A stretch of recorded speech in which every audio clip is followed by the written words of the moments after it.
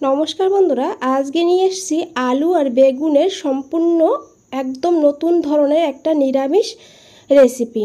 এই রেসিপিটা খুবই সুস্বাদু হয় আর ভাতের সঙ্গে তো অসাধারণ লাগে। নিরামিষ দিনে বেগুন আলুর এই ঝোলটা বানিয়ে নিলে ভাতের সঙ্গে আর কিচ্ছু লাগবে না, এটা দিয়েই বাড়ির সবাই ভাত খেয়ে নেবে। তো চলুন ঝটপট করে দেখে নিয়ে যাক কী করে বানিয়েছি। তো প্রথমে এখানে আমি দুটো বেগুন নিয়েছি, তো যে কোনো বেগুন নিলেই হবে।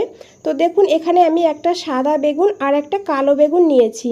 বন্ধুরা, বেগুনটাকে এইভাবে একটু বড় করে কেটে নিতে হবে। তারপরে বেগুনটাকে খুব ভালো করে ধুতে হবে। আর বেগুনটাকে কাটার পর কিন্তু জলের ভেতরেই রাখতে হবে, না হলে বেগুনটা কালো হয়ে যাবে। তো এদিকে নিয়েছি একটা আলু, আলুটাকেও বেগুনের মতন করে কেটে নেব। তো সবজিগুলো একই রকম করে কাটলে তাহলে কিন্তু দেখতে ভালো হয়, আর যে জিনিস দেখতে ভালো হয় সেটা তো খেতে অবশ্যই ভালো হবে। তো আলুগুলোকে খুব ভালো করে ধুয়ে নিতে হবে। এইদিকে কড়াইতে দিয়েছি সর্ষের তেল। তো সর্ষের তেলেই রান্নাটা করার চেষ্টা করবেন, সর্ষের তেলেই কিন্তু স্বাদটা বেশি ভালো হবে। তেলটাকে গরম করে নিয়ে দিয়ে দিতে হবে কেটে রাখা আলুগুলো, আর দিতে হবে অল্প করে লবণ আর অল্প করে হলুদের গুঁড়ো। আর এখন এই আলুটাকে ভেজে নিতে হবে গোল্ডেন ব্রাউন করে। তো এইভাবে খুব ভালো করে হলুদ লবণটা মাখিয়ে নিতে হবে, তারপরে ঢাকা দিয়ে দিতে হবে। তো ঢাকা দিয়ে দিয়ে এইভাবে আলুটাকে ভাজবো, তাহলে আলুটা খুব তাড়াতাড়ি ভাজা হবে আর কিন্তু অনেকটা সিদ্ধও হয়ে যাবে। তো দেখুন কালার ধরে গিয়েছে, তো এইভাবে আরও কিছু সময় ভাজতে হবে। তো বন্ধুরা দেখুন এখানে কিন্তু অনেকটাই কিন্তু আলুর কালার চলে এসছে। তো যে সাইডে কালার হবে না সেই সাইডটা এইভাবে একটু উল্টে দেবেন, তাহলে খুব তাড়াতাড়ি কিন্তু আলুটা ভাজা হবে। তো দেখুন বন্ধুরা, আলুটাকে এইভাবে ভেজে তুলে নিতে হবে। এই তেলেই দিতে হবে কেটে রাখা বেগুনগুলো,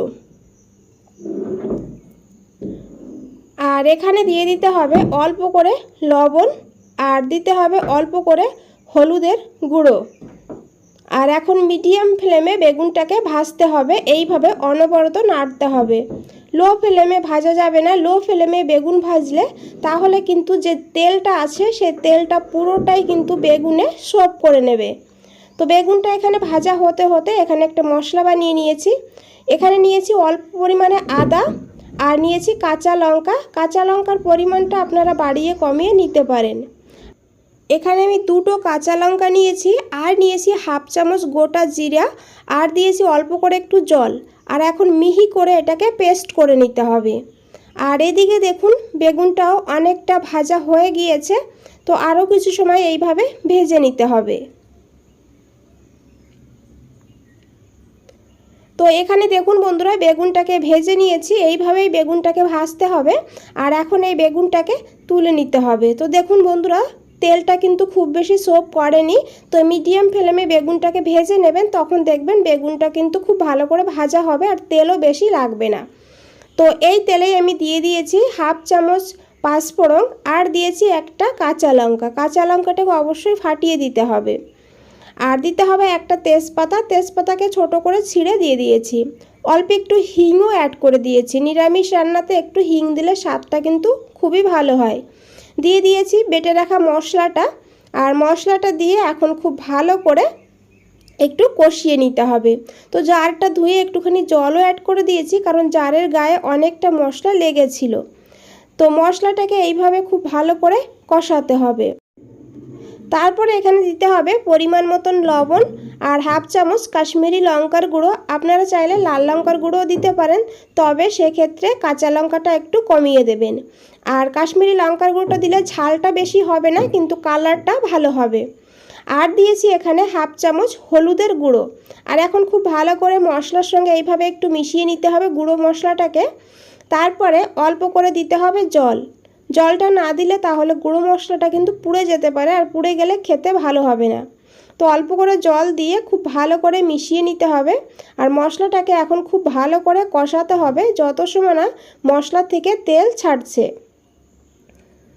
তো দেখুন বন্ধুরা মশলা থেকে তেল ছেড়ে দিয়েছে, তো এইভাবেই মশলাটাকে কষিয়ে নেবেন। এখন দিয়ে দিতে হবে এখানে ভেজে রাখা আলুগুলো। এখন মশলার সঙ্গে কিছু সময় কষিয়ে নিতে হবে এই আলুটাকে। আর বন্ধুরা, আমি কিন্তু এখানে টমেটো ছাড়াই রান্না করছি। আমি এর আগে একটা রেসিপি দিয়েছিলাম, একটা বন্ধু কমেন্ট করেছিল টমেটো ছাড়া কি রান্না করা যাবে বা টমেটোর জায়গায় কি দেওয়া যায়।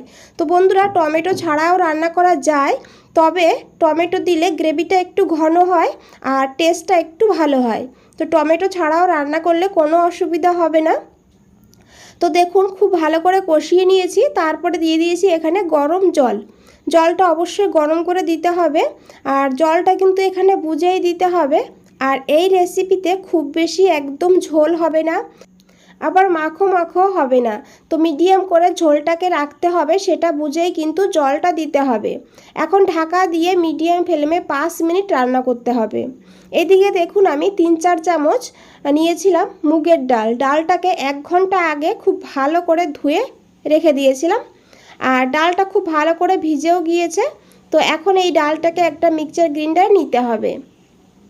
আর ডালের সঙ্গে দিয়ে দেবো একটা কাঁচা লঙ্কা আর 2 থেকে 3 চামচ জল দিয়ে ডালটাকে একদম মিহি করে পেস্ট করতে হবে। খুব বেশি জল দেবেন না। তো এখানে দেখুন বন্ধুরা, ডালটাকে পেস্ট করে নিয়েছি। তো ডালটাকে এইভাবেই বন্ধুরা পেস্ট করে নেবেন। তারপরে অল্প করে লবণ দিয়ে দেবো, আর দিয়ে দেবো অল্প করে হলুদের গুঁড়ো। আর কোনো মশলা এখানে দেওয়ার প্রয়োজন নেই। এখন হাত দিয়ে খুব ভালো করে এই ডালটাকে মাখতে হবে, খুব ভালো করে ফেটাতে হবে। যত ভালো করে ফেটানো হবে তত কিন্তু এই বড়াগুলো খেতে ভালো হবে আর রসালো হবে, স্পঞ্জি হবে। তো দেখুন, এইভাবে আমি কিছু সময় এই ডালটাকে ফেটিয়ে নিয়েছি। তো এইভাবেই ফেটিয়ে নিতে হবে, আর তারপরে এই ডালটাকে সাইডে রেখে দিতে হবে। এদিকে একটা প্যান বসিয়ে দিয়েছি, দিয়ে দেবো 1 চামচ সর্ষের তেল। তেলটাকে খুব ভালো করে গরম করে নিতে হবে, তারপরে গ্যাসের ফ্লেমটা লোতে রাখতে হবে। তারপরে এই ডালের থেকে এইভাবে চামচে করে অল্প অল্প করে নিতে হবে, আর এইভাবে রেখে দিতে হবে। দেখুন, খুবই সামান্য করে নিতে হবে। তো এইভাবে ছোট ছোট করে এই বড়াগুলো বানালে খেতে কিন্তু দুর্দান্ত হবে আর খুবই রসালো হবে। তো দেখুন বন্ধুরা, এইভাবে আমি সবটুকুই ডাল দিয়ে দেবো। তো দেখুন, এখানে আমি সবগুলো দিয়ে দিয়েছি, আর গ্যাসের ফ্লেমটা এখন মিডিয়ামে করে দিতে হবে। আর এই বড়াগুলো খুব বেশি ভাজতে হবে না, হালকা কালার চেঞ্জ হলেই উল্টাতে হবে। একদম লাল করে ভাজার কোনো দরকার নেই। বন্ধুরা, রেসিপিটা ভালো লাগলে অবশ্যই একটা লাইক দিয়ে দেবেন, আর শেয়ার করতে ভুলবেন না। কমেন্ট করে অবশ্যই জানাবেন আপনাদের কেমন লেগেছে। তো দেখুন বন্ধুরা, ডালের বড়াগুলো কিন্তু ভাজা হয়ে গিয়েছে, এখন তুলে নিতে হবে।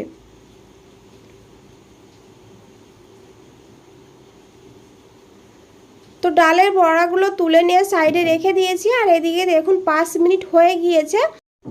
ঢাকনাটা খুলে নিয়েছি, আর এখন খুব ভালো করে একবার মিশিয়ে নিতে হবে। তারপরে এখানে দিতে হবে ভেজে রাখা বড়াগুলো, আর সঙ্গে দিয়ে দিতে হবে কাঁচা লঙ্কা চেরা। আর এখন মিডিয়াম ফ্লেমে 1 মিনিট এটাকে ফুটিয়ে নিতে হবে। মিডিয়াম ফ্লেমে বড়াটাকে দেওয়ার পর একটু ফুটিয়ে নিলে তাহলে কিন্তু বড়াগুলো খুব রসালো হবে, আর বড়ার ভেতরে কিন্তু এই ঝোলটা ঢুকে যাবে একদম ভালোভাবে। তো 1 মিনিট পর দিয়ে দিয়েছি এখানে ভেজে রাখা বেগুনগুলো, আর এখন খুব ভালো করে মিশিয়ে নিয়েছি। আর এখন ঢাকা দিয়ে এটাকে লো টু হাই ফ্লেমে রাখবো 2 মিনিট। 2 মিনিট পর ঢাকনাটা খুলে নিয়েছি।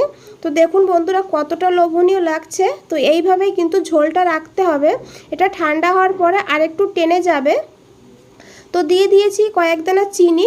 নিরামিষ রান্নাতে একটু চিনি দিলে খেতে কিন্তু বেশ ভালো হয়। তারপরে দিয়েছি অল্প করে গরম মশলার গুঁড়ো, আর দিয়ে দিতে হবে অল্প একটু ধনেপাতা কুচি। ধনেপাতা হাতের কাছে থাকলে দিয়ে দেবেন, না থাকলে কোনো অসুবিধা নেই। তো দিয়ে খুব ভালো করে এইভাবে মিশাতে হবে। আর এখানে দেখুন বড়াগুলো কতটা রসালো হয়েছে, কতটা সফট হয়েছে, আর আলুগুলোও কিন্তু খুব ভালো করে সিদ্ধ হয়ে গিয়েছে। এখন ঢাকা দিয়ে লো ফ্লেমে 1 মিনিট রাখবো। তারপরে গ্যাসের ফ্লেম অফ করে দিয়ে 2 মিনিটের জন্য স্ট্যান্ডিং টাইমে রেখে দিয়েছিলাম। তো দেখুন কতটা লোভনীয় লাগছে বন্ধুরা। এটা কিন্তু দুর্দান্ত লাগে ভাতের সঙ্গে। একবার হলেও এইভাবে আলু বেগুনের ঝোল রান্না করে দেখুন, তারপরে আমাকে কমেন্টে জানান আপনাদের কেমন লেগেছে। বন্ধুরা, ভালো লাগলে অবশ্যই একটা লাইক দিয়ে দেবেন। নতুন বন্ধুদের বলছি, চ্যানেলটা এখনও সাবস্ক্রাইব করে না রাখলে চ্যানেলটা সাবস্ক্রাইব করে পাশে থাকুন, আর নিচে বেল আইকনটা আছে প্রেস করে রাখুন। যখনই নতুন কোনো রেসিপি দেব সবার আগে আপনাদের কাছেই পৌঁছে যাবে। বন্ধুরা আজ তাহলে এই পর্যন্তই, ফিরে আসছি নতুন কোনো রেসিপি নিয়ে। ভালো থাকবেন, সুস্থ থাকবেন। আপনাদের সবাইকে অনেক অনেক ধন্যবাদ।